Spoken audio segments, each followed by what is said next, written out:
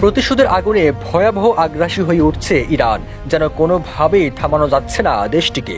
এরই মধ্যে যুক্তরাষ্ট্র ইসরায়েলি বাহিনী কোথায় লুকিয়ে আছে সেই তথ্য দেওয়ার জন্য মুসলিম জনগোষ্ঠীর প্রতি আহ্বান জানিয়েছে ইরান। দেশটির সামরিক বাহিনী সিনিয়র মুখপাত্র আবুল ফজল শেকারচি ঘোষণা দিয়েছেন, যুক্তরাষ্ট্র ও ইসরায়েলের বিরুদ্ধে কঠোর প্রতিশোধ নেওয়া হবে।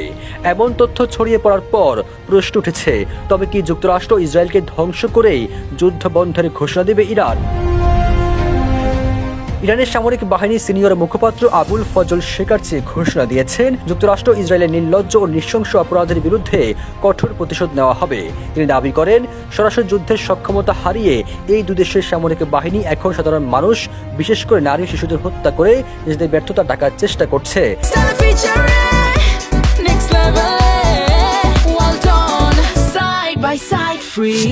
শেকারচি হুঁশিয়ারি দিয়ে বলেন, খুব শিগগির ইরান এই বর্বর আচরণের কঠোর জবাব দেবে এবং তাদের উপর অত্যন্ত প্রাণঘাতী ও ধ্বংসাত্মক আঘাত করা হবে।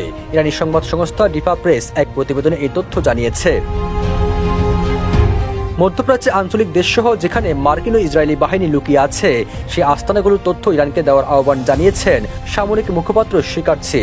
তার মতে, শত্রুরা সাধারণ মানুষকে মানব ঢাল হিসেবে ব্যবহার করছে, যা অপারেশন চালানোর ক্ষেত্রে বেসামরিক মানুষের ক্ষতির ঝুঁকি আরও বাড়িয়ে দিচ্ছে।